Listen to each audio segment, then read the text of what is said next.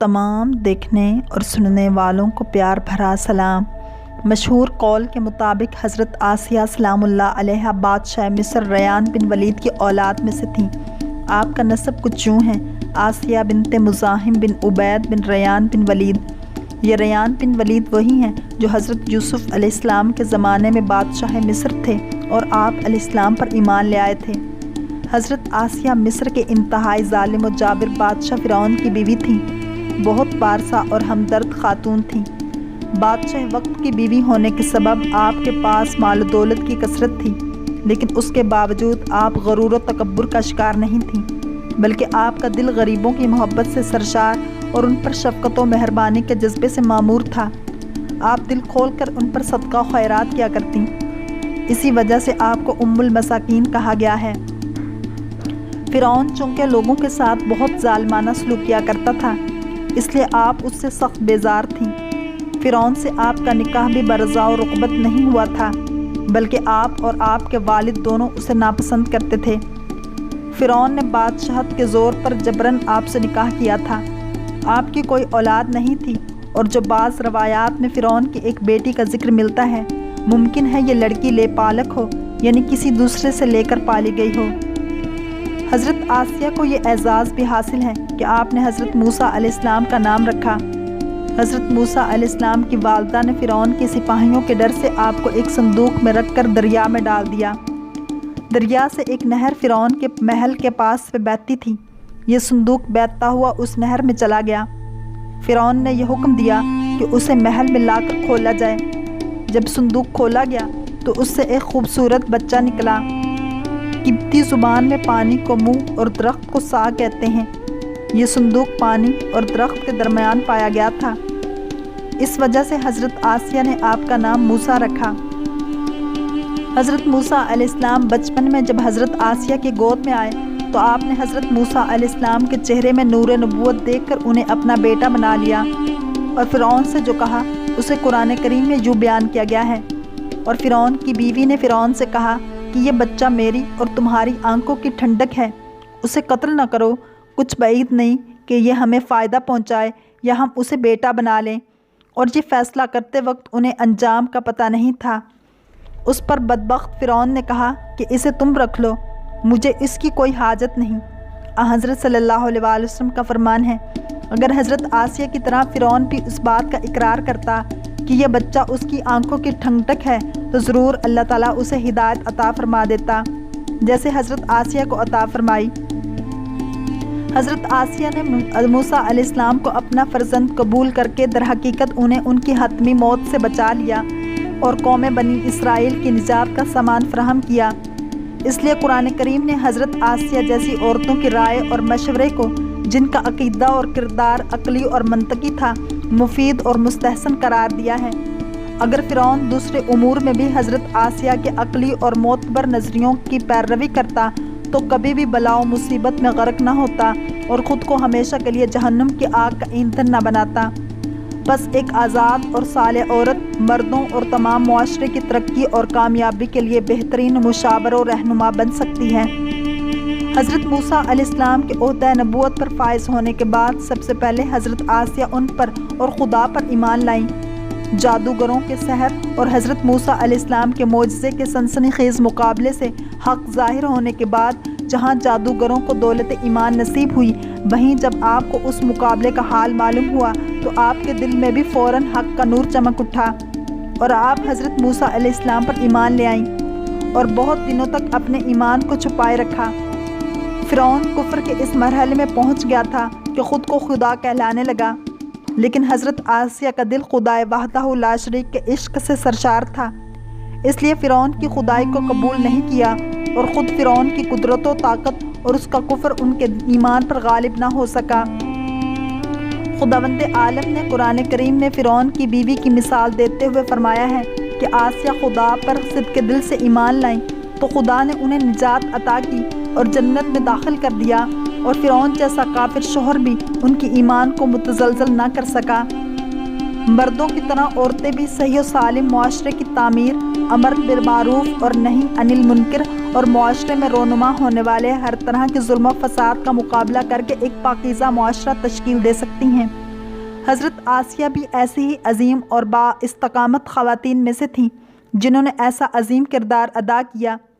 اس لیے اللہ تعالیٰ نے قرآن کریم میں حضرت آسیہ کی استقامت اور عظمت و ستائش بیان کرتے ہوئے فرمایا ہے، خدا نے ایمان والوں کے لیے فرعون کی زوجہ کی مثال بیان کی ہے کہ اس نے دعا کی کہ پروردگار میرے لیے جنت میں ایک گھر بنا دے اور مجھے فرعون اور اس کے کاروبار سے نجات دلا دے اور اس پوری قوم سے مجھے نجات عطا کر۔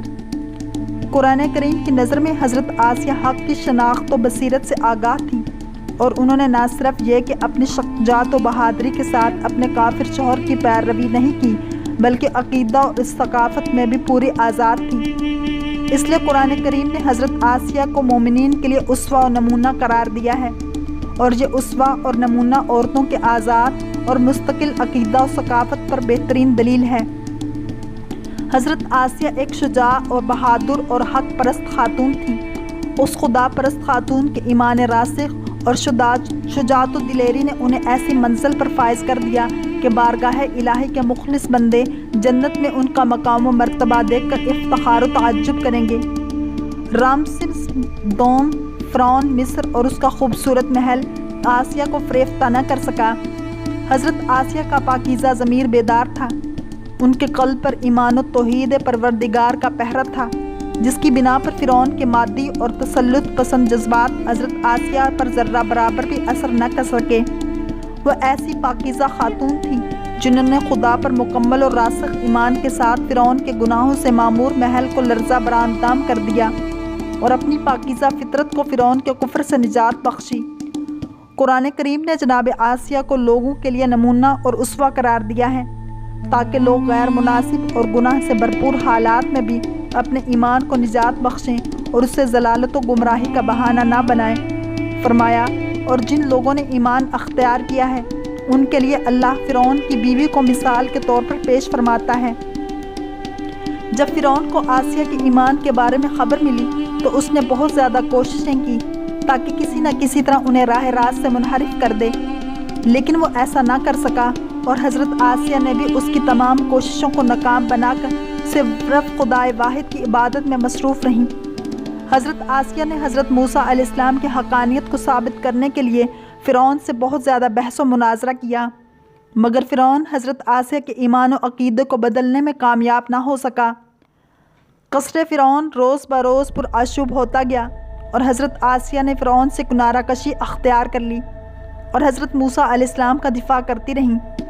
حضرت موسیٰ کے چاہنے والے فرعون کے سپاہیوں کے ہاتھوں ظلم و ستم کی بھینٹ چڑھ رہے تھے اور انہیں بے دردی کے ساتھ قتل کیا جا رہا تھا، یہاں تک کہ فرعون نے حضرت موسیٰ علیہ السلام پر ایمان لانے والے ایک شخص کہ جسے قرآن کریم نے مومن آل فرعون کے نام سے یاد کیا ہے بڑی ہی بے دردی سے قتل کر دیا، جس کے بعد حضرت آسیہ کے صبر کا پیمانہ چھلک اٹھا اور کھلم کھلا فرعون کی مخالفت کرنے لگی۔ فرعون میں غیظ و غضب کی آگ بھڑک اٹھی اور اس نے اپنی زوجہ حضرت آسیہ کو بہت ہی دردناک طریقے سے ایذائیں پہنچائیں۔ جب فرعون نے آپ کو ایمان سے پھیرنے کی تمام تدبیریں کر لیں اور اسے ناکامی کا سامنا ہوا تو اس نے آپ کو شہید کرنے کا فیصلہ کر لیا۔ شہادت سے پہلے آپ نے بارگاہ الہی میں جو التجا کی اسے قرآن پاک میں یوں بیان فرمایا گیا ہے، اے میرے پروردگار، میرے لیے اپنے پاس سے جنت میں ایک گھر بنا دے اور مجھے فرعون اور اس کے عمل سے نجات دے دے اور مجھے ظالم لوگوں سے بھی نجات عطا فرما۔ بعض روایات میں آیا ہے کہ فرعون نے حضرت آسیہ کو مصر کے تپتے سورج کے نیچے زمین پر لٹا کر 4 کیلیں ٹھونک دیں اور سخت ایذائیں پہنچائیں۔ فرعون نے اپنے کارندوں سے کہا کہ ایک بڑی چٹان لاؤ، اگر چٹان دیکھ کر یہ ایمان پر قائم رہتی ہیں تو چٹان اس پر گرا دو، اور اگر ایمان سے پھر جاتی ہے تو یہ میری بیوی ہے، اسے مت مارنا۔ چنانچہ جب آپ کے سامنے چٹان لائی گئی تو آسمان کی طرف آپ کو اپنا جنتی محل نظر آیا، جس سے آپ کے عزم و استقلال میں اور بھی اضافہ ہو گیا، اور اسی حالت میں آپ کی روح پرواز کر گئی۔ اس کے بعد جب آپ پر چٹان گرائی گئی تو وہ ایسے بدن پر گری جس میں روح نہیں تھی۔ حضرت آسیہ کی ایک بہت بڑی فضیلت یہ ہے کہ آپ جنت میں حضرت صلی اللہ علیہ وسلم کی زوجہ ہوں گی۔ چنانچہ مروی ہے کہ جب ام المومنین حضرت خدیجہ الکبریٰ رضی اللہ تعالی عنہا کے مرض وفات میں سرکار دو عالم صلی اللہ علیہ وسلم تشریف لائے اور فرمایا اے خدیجہ تمہیں اس حالت میں دیکھنا مجھے گراں گزرتا ہے، لیکن اللہ پاک نے اسے گراں گزرنے میں کثیر بھلائی رکھی ہے۔ تمہیں معلوم ہے کہ اللہ نے جنت میں میرا نکاح تمہارے ساتھ مریم بنت عمران، حضرت موسیٰ کی بہن کلثوم اور فرعون کی بیوی آسیہ کے ساتھ فرمایا ہے۔ حضرت آسیہ کی استقامت ایک شجاع و بہادر اور پاک و پاکیزہ با ایمان عورت کی نشاندہی کرتی ہے کہ جس نے حق کا اعتراف اور باطل قوت کا مقابلہ کرتے ہوئے جام شہادت نوش کر لیا۔ تاریخ بشریت میں حضرت آسیہ کی استقامت تمام حق پرستوں اور منزل کمال کے متلاشیوں کے لیے بہت بڑا درس ہے۔ پیغمبر اسلام صلی اللہ علیہ وسلم نے جناب آسیہ کو کائنات کی ان 4 عظیم خواتین یعنی حضرت فاطمہ الزہرا، حضرت خدیجہ الکبریٰ اور حضرت مریم کے ساتھ شمار کیا ہے۔ حضرت ابن عباس بیان کرتے ہیں کہ نبی کریم صلی اللہ علیہ وسلم نے زمین پر 4 لکیریں لگائیں اور فرمانے لگے، کیا تم جانتے ہو یہ کیا ہے؟ صحابہ نے عرض کیا، اللہ اور اس کے رسول صلی اللہ علیہ وسلم کو زیادہ علم ہے۔ رسول خدا صلی اللہ علیہ وسلم نے فرمایا، جنتی عورتوں میں سب سے افضل خدیجہ بنت خویلد اور فاطمہ بنت محمد صلی اللہ علیہ وسلم اور فرعون کی بیوی آسیہ بنت مزاحم اور مریم بنت عمران ہیں۔ اس کے علاوہ حضرت آسیہ کی زندگی کا مطالعہ ایسی تمام خواتین کے لیے نمونہ عمل ہے جو اپنے گھر کے ماحول یا اپنے شوہر کے عمل کو دین کی تعلیمات پر عمل نہ کرنے کی وجہ قرار دیتی ہیں، کیونکہ عورتوں کے اندر اتنی طاقت و قدرت موجود ہے جو ہر طرح کے ظلم و فساد، اخلاقی بے راہ روی اور پستی و برائی کا خاتمہ کر سکتی ہیں، اور اگر ان کا شوہر فرعون کی طرح سنگ دل نہ ہو تو یہ اپنی عقل و تدبیر اور نیک اخلاق و کردار سے اسے راہ حق و صداقت پر گامزن کر سکتی ہیں۔ واللہ تعالی عالم۔